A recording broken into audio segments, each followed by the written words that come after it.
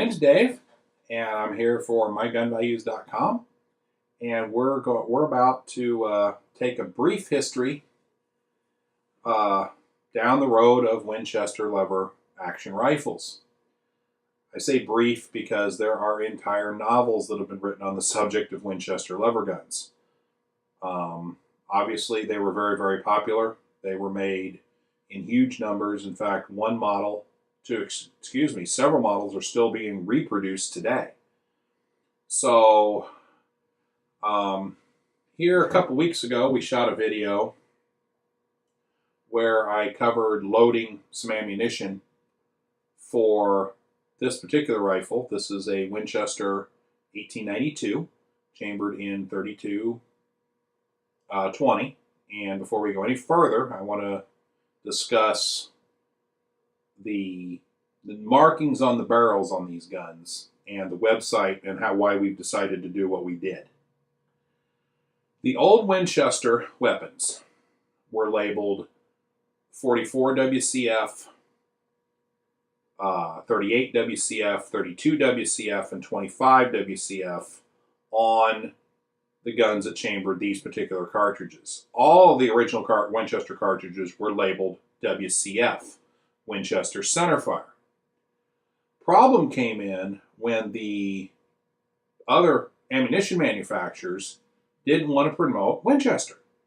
They didn't want to put Winchester Centerfire or WCF on their cartridge boxes. So a lot of them started coming out and calling the cartridges 4440, 3840, etc. So they, and there was more people making ammunition than just Winchester. And when the weapons started being made, other people started chambering weapons in some of these cartridges. Colt, for instance, put some of them in some of its revolvers. Marlin, of course, chambered some in its lever guns, and many other manufacturers chambered them. They would label them with the numeric designation, in which, in theory, the first digit is the caliber, not even close in some instances, and the second digit is supposedly the amount of powder, black powder, underneath that cartridge case, later smokeless powder in some models. So it kind of became, there was more people using the number designation than the WCF designation, probably because it was easier to say. I mean, think about 44 WCF versus 4440. The 4440 tends to roll off the tongue a little bit better, at least to me. So that's why you will find on our website, you'll find everything labeled with the 3840, 4440, 3220 designation. It was just easier because it was more universal. Even Winchester today marks theirs with those designations rather than the WCF. So, to get to this gun, I wanted to go back in history. Start with the 1866. It was the first Winchester lever gun. It was chambered in either 44 Henry rimfire or 4440. And the 1866, the majority of them, in fact, I think there were some iron versions out there, but the vast majority of them were a brass receiver, which Winchester called gunmetal. And you have to remember that the self-contained metallic cartridge was really only about 10 years old at this point.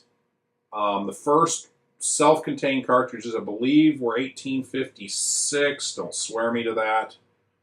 And then these bigger cartridges, the 44 rimfire, came out during the Civil War. The 4440 was added later, about the time the 1873 came online. The 1873 was a bigger, heavier gun, either iron or steel receiver, depending on the age of the weapon, and used what's referred to as a toggle link action. There was a lever hooked to a toggle with a pivoting link in here, and it slid this forward. You know, the toggle and then the link would slide this forward and chamber the cartridge. I don't have an 1873 here to show you. So hopefully one day I'll be able to get one in here and I'll be able to show you the difference.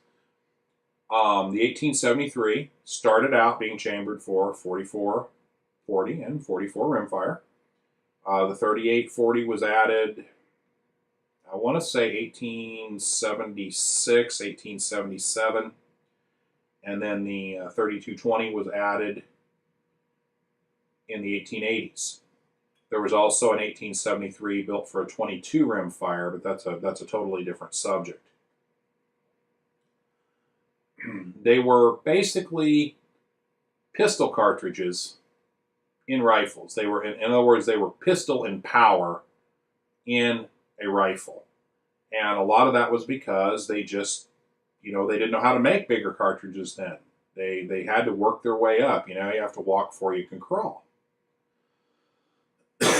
So then after the 1873, things get a little easier in that Winchester, all of their lever action rifles that followed the 1873 had their own cartridges that they were chambered for, with the exception of the 1892, which is the reason for this multi-part series. The 1876, again, used the same toggle link action as the 1873. It used cartridges that were a little longer, and they were definitely bigger around, such as I believe the 5095, 4575. It was chambered in 4 different cartridges. And the 1876 was, you know, Winchester's attempt to make the lever gun more powerful. These guns were great for deer, elk, bear, bison, not so much. So that was, you know, the 1876 was their idea because, you know, the bison hunts were still in full swing, and Winchester wanted to get their, you know, get a piece of that market. Just the 1876 was never powerful enough to do it, and it ended up being not a real popular weapon. I believe 56 or 58,000 is all that were originally built. So then, in 1881, Winchester really ran into a problem, and I'm gonna cover that in episode 2. We'll discuss the 1881 problem that Winchester had and their final solution to it, and how we ended up where we are here today. So we thank you for watching. We encourage you to check out the mygunvalues.com website. If you have any questions, please post them here, or you can email them to us via the website. We'll be happy to help you out in any way we can. Thank you for watching.